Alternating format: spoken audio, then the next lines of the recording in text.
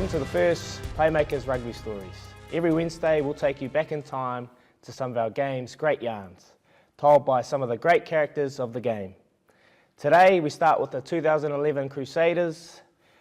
10 years ago this week, I was driving my car actually around the corner down the road there, and I turned the corner and I thought my tyre had popped. So I pulled over to get out and change the tyre, and not that I know how to change the tyre, but I got out.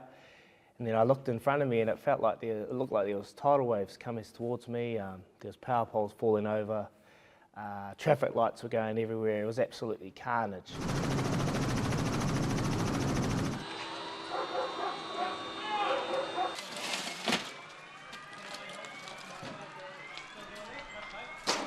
It was a moment that changed the city's life forever.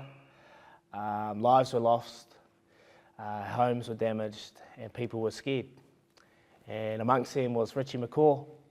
Richie, take us back, mate. Pretty big moment in time in Christchurch history. Where were you in that moment, and what was going through your mind, mate? Yeah, g'day, mate. Yeah, it's hard to believe 10 years has gone by, but we'd just finished training at the Crusaders, and I actually had an operation on my foot, so I wasn't actually training, probably rehabbing and doing some stuff like that. But after training, Kieran Reid and I decided to go and have some lunch, a bit of a catch-up. He was obviously captain while I wasn't there, and we were sitting in Mirabelle Mall having some sushi for lunch, and yeah, it started to all go to pieces. I was on crutches, but sitting on the seat, I was looking into the supermarket at the Mirabelle Mall, and you could just see all the stuff coming off the shelves, and I pretty much couldn't sit on my seat. And I was like, wow, this is something pretty serious. And then obviously sirens went, and then from there on, yeah, pretty scary. When did you start thinking, okay, this is obviously, was it straight away, like you've seen all that happening, all the carnage around you, did you start thinking, oh, maybe this is quite serious? And did you get your hob along? And yeah, well, so it all sort of died down, and then we'd parked out on Papanui Road, so we thought we'd better get out there, and we were standing around out there, and to be honest, there wasn't a heap of damage at the time, you know, really visible. So we got in the car and drove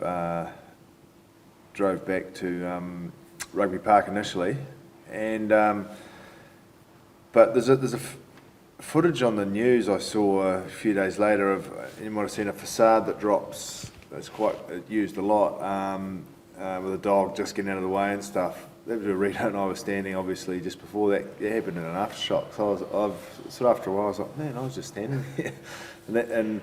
But it was when I got home and you started to see all the cracks in the roads, and then the liquefaction started to roll out of the ground around my house. And I couldn't do anything. I was stuck at home. And yeah, didn't know what was going on. And were you living by yourself? And do you remember that first night? I always remember that first night. No power, no water, like you said, the liquefaction. Well, actually, because I was living on my own, because I had an operation, I couldn't really look after myself very well. So I was actually out staying with my folks out at West Melbourne, and they just brought me into town. My mum had gone teach; she's a teacher in town, and so she dropped me off at Rugby Park to see the physio and all that sort of stuff. And I was just going to spend the day floating around there, and she was going to pick me up on the way home. So I ended up just at home, but my father actually managed to get into town later in the day and help stop all the liquefaction coming inside the door. And then I went out to their place, and they actually had a generator and stuff. So we actually sat and watched what was happening in town. And I guess the one feeling I had is this is the sort of stuff you see that happens overseas on TV of, you know, cities destroyed, and it was hard to believe that it was just a few k's away and where we'd been, and all this stuff had happened. How hard was it for you to get a sense of realness to the what's just happening? Like for me, coming from up in the North Island, coming down here, I was absolutely shitting myself. But you were a Cantabrian, you grew up here. Like, was it quite heart-wrenching seeing what was going on and things like that? Yeah, well, I guess the one thing that had happened that previous September when the 2010 had that earthquake that ironically didn't do a lot of damage. Mum and Dad's house was right at the epicentre, and I was actually away in Auckland at the time, and actually missed out on it. and some of the guys, we went to Aussie the following week to play a test match, and the guys that had been there were a bit shaken up, and I was sort of like, well, it was only an earthquake, no houses are really broken or whatever.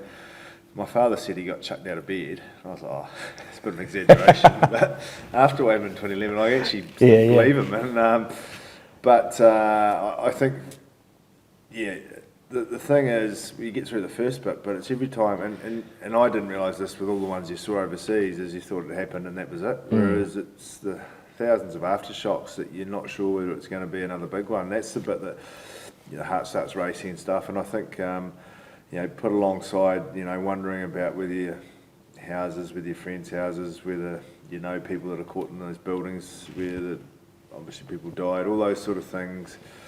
In the next few days, not knowing was a pretty challenging time. And everyone knows, obviously, Richie McCaw, and you're a well-known player, and everyone respects you. Did you feel in that time that you had to try and get out and maybe help some people and put a smile on people's faces? Because, people were looking for a bit of positivity. Well, I guess in the first instance, it was more around making sure friends and family were safe. And back to actually just after it happened, before the phones stopped working, I actually got a message from my mum and on a group chat from my mum and my initial family that were in town to say they're okay, because of course after that you had no idea. So that was kind of relieving, but people out of town that couldn't get hold of them. I had a mate who's an airline pilot, and he'd just taken off out of Christchurch.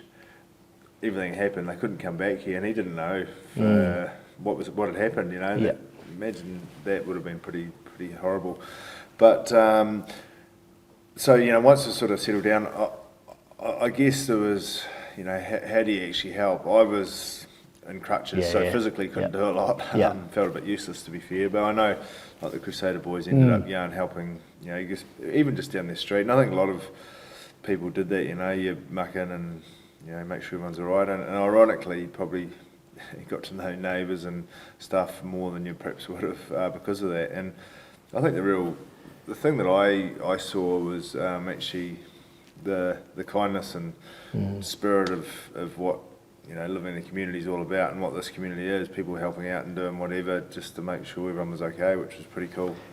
But always the way with these things, it's down the track after the initial shock that probably the real sort of things that come from it settle in. But I think the only thing I ended up doing was perhaps some messaging just around, you can't really say it'll be okay, because for some people it probably wasn't, but actually just saying, look, we're all going to look out for each other and do what we can. And then that probably brings you on to what the Crusaders, when we eventually got back into it, what our sort of motivation for doing what we were doing was all about. Let's touch on back then. You were a young Richie McCaw. You're single, you're a solo, you're roaming around by yourself pretty much, and now you've got a family, and you've got a beautiful daughter Charlotte, a beautiful wife, another one on the way. Like, how do you reckon that would have been, knowing that you had a little young family at home as well? Would that have changed the way you went about things? I think there's no doubt that when you have kids you own and stuff, I think once you get over the initial making sure everyone was okay, that's the first part. But the thing I probably underestimated is once we went back to playing rugby, and obviously ended up having to go away fairly regularly, leaving them at home when there's possibility of aftershocks, houses that probably needed repairs, all that sort of stuff. That would have been pretty tough. And I didn't have that, and perhaps didn't sympathise as much as I perhaps should have in hindsight, but I guess that was just the reality of it. The other side of it is, we were in the Super Rugby season, but there was the World Cup, was a pretty big focus, and I guess from a selfish point of view, you started wondering about all those sort of things. Perhaps if you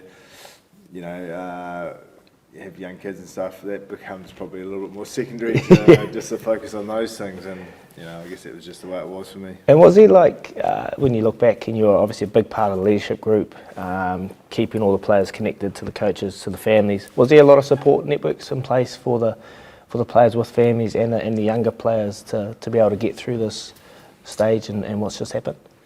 Yeah, I think that it's one of the great things about the Crusader setup is, and because we're probably in a smaller town to other places, everyone lives pretty close, and which is a positive. And outside of training, spend a bit of time, quite a bit of time together, and I think that side of things was hugely important after what had happened. Guys were helping each other out, getting out and helping the community when they sort of got their own things sort of under control. And certainly there was a lot of thought went into if we were going to carry on playing, having to head away and play, how we make sure that family and whatnot are all comfortable with that, and it wasn't going to be an unnecessary sort of burden put on them. Like it wouldn't have been easy for guys with kids, and obviously with that sort of fear. But I hope that on reflection we did it pretty well, and I think we ended up realising we had quite an opportunity to have an influence over the whole community, just to give them some bit of normality and put a bit of a smile on their faces and get something of some joy back, and I think that really motivated the team to get back into it, because it would have been perhaps easy and probably understandable if you just said, oh look, it's a bit hard, we're dealing with what we're dealing with, but I think what we chose to do was pretty cool. It was a long time ago, and I don't know if you remember, but do you remember any certain things from like Toddy and any certain mantra? I think Ross Carl spoke to me about Sammy Whitelock. There was a little saying, no whinging, no moaning, is what it is. Well, I think we, by and large,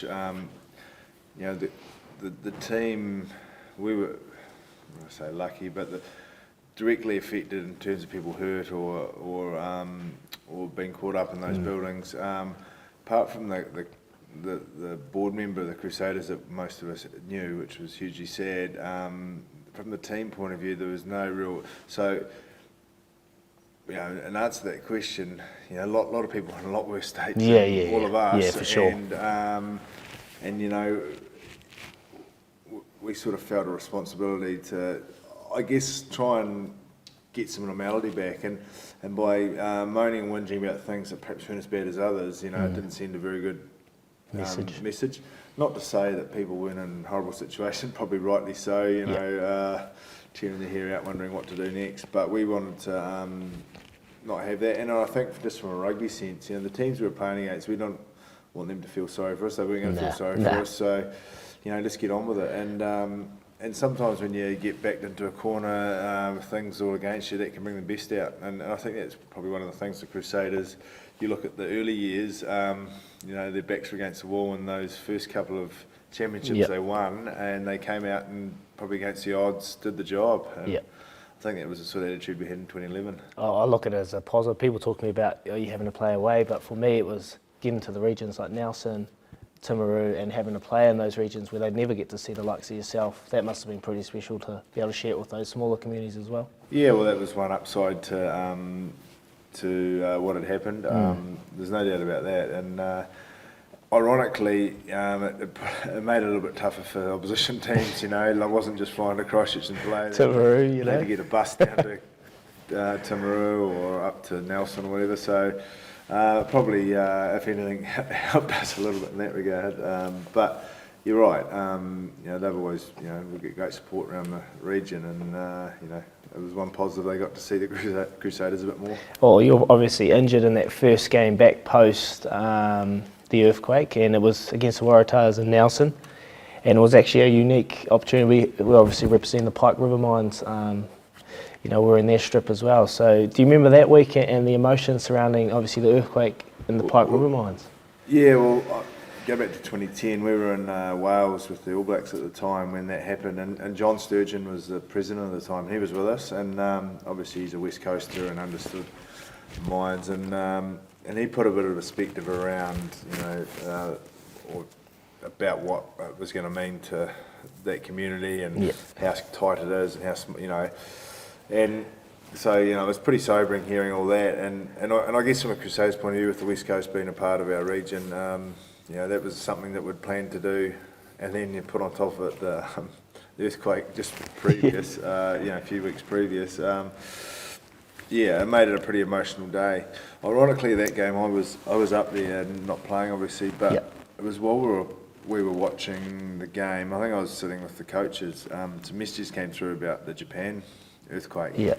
And it was like, wow, you know, like you sort of straight away sympathise with those people about, knew exactly, probably some of them, you know, having to deal with tsunamis and that, on a completely bigger scale than what we had to. But it was sort of like, man, what's happening in the world, you know, with all this. So it was a cool thing to do, but you know, around the backdrop of not only what happened over on the West Coast, but around the earthquake.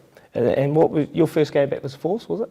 Back over in Perth? In Perth, yep. And how was that for you, getting back and putting the jersey on for the first time after a pretty long layoff with the foot? Yeah.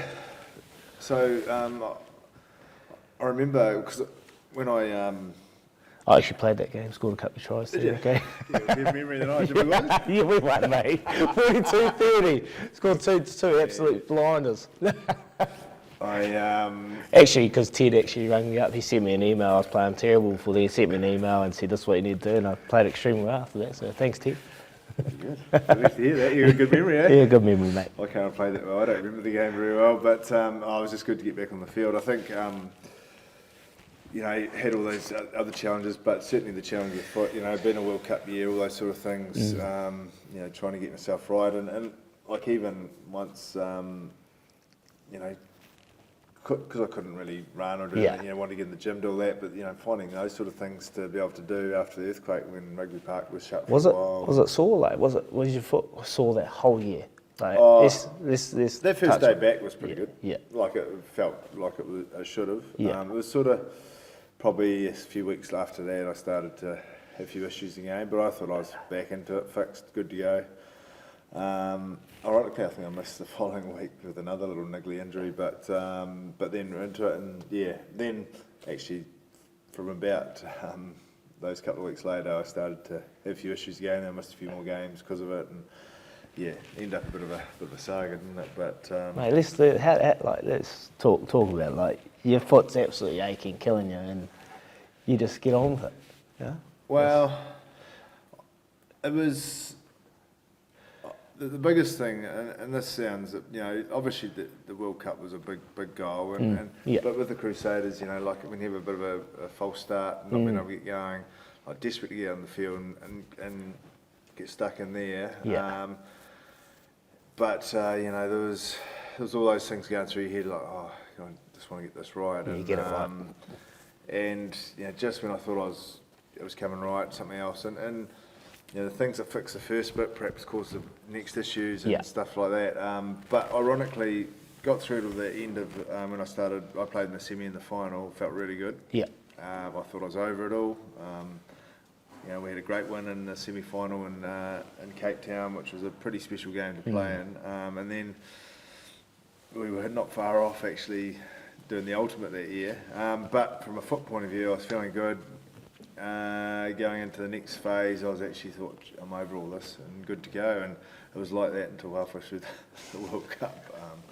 It was, but that's what it sort of, I guess, what the team did was cool, but you know, just trying to get myself so I could get involved in playing was a bit of a challenge of that year. Well, from the outside looking in, and obviously I got injured halfway through that season as well, but it was an outstanding season. The boys played extremely well. They scored 52 tries, 151 line breaks, 301 defenders beaten. So we spoke about it earlier. The boys just got on with the job and started playing some attractive footy and trying to put some smiles on some faces for Canterbury region. It's amazing when the expectation probably drops a bit on what people expect. It can go one or two ways. You say, oh, well, it's okay if you don't do well, or it can go, oh, this is an opportunity to do something that people don't expect you to be able to do. And I think that was the thing that, you know, we started to feel, you know, you could look at it at the start and say, oh, we have to play every game outside of Christchurch, and you go, oh, that's a bit tough. Yeah. And, you know, oh well, if we don't do it, there's no biggie. But it was actually like, nah, we're going to show what the Crusaders spirit's all about, and what playing for the Crusaders means, and I think that became a real driver. The frustrating thing is we had a team that was good enough to go all the way. bar a couple of mistakes, which is the difference in finals. We could have, but that's unfortunately. Let's talk about that playoff week over in Cape Town against the Stormers. I was back home and I didn't watch it. I woke up and I seen the score and I was like, oh yes, we've got a final in the Reds. But let's talk about that week. What was that week like during the week over in Cape? If you can remember, it was 10 years ago. But that week leading up to it, like you said, the boys full of confidence. There was a good vibe within the group and there was a lot of belief. Yeah, so we'd had a win in the quarterfinal in Nelson, and so we knew we were going to have to go to South Africa. Yep. But again, it was the challenge. It's a tough thing to go over to 12 hours time or 10-hour time difference, big flight, all that sort of stuff. But we were like, and I remember a lot of guys had to fly economy. It was a lot of things, just challenges that were thrown up. For, not you either way. Not you. You've been up the front, mate. But not that I'm moaning about it. It was just all the things that we get. That's another challenge that comes along, and it actually probably gives you a bit more. Yeah, of course. And that day, I remember like. The Stormers were always a big physical team, and we went and really got stuck into them physically, and there was no way that they were going to get one over us. It just felt good that week, and we have pretty good support in Cape Town. It's like a hometown, eh? A lot of the locals really loved the Crusaders, so it was pretty cool, and it was just one of those games, and ironically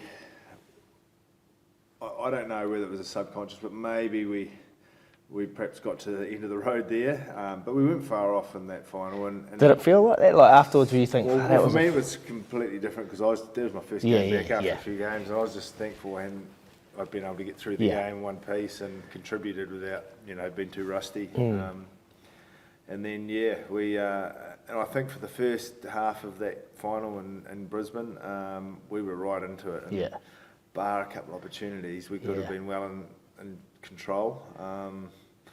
But they took one chance, bang, and then we just couldn't quite get it. Well, I think the Reds, Queensland Reds, were playing for something as well. That was the year of the floods, and Suncorp was under a lot of water, and there's a lot of a lot of the town that was destroyed as well. So they obviously had a lot of heart and a desire to win that game as well. Absolutely, they did, and obviously they had never won one before. And Guinea and Quaid were playing there. Well, Guinea was, he was right at the top of his game at that point, and he's the one that set up that try. I'm not sure if he scored it, but he's probably the defining one.